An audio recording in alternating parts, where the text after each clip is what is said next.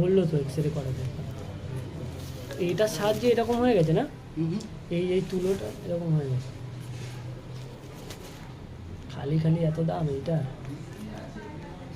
অমিতদা শুধু এখন এইটা পরে বসে আছে। এই যে কটনটা আছে না, এই যে এটা সবচাইতে দামি তুলো। ওই তো আমি বললাম না আপনার কোনটা, এটা নিয়ে যাবো আবার আমি এখন।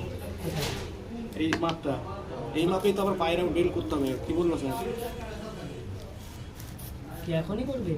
এখন এখানে বাড়িতে নিয়ে ডাইস দিয়ে এরকম পারা কখন?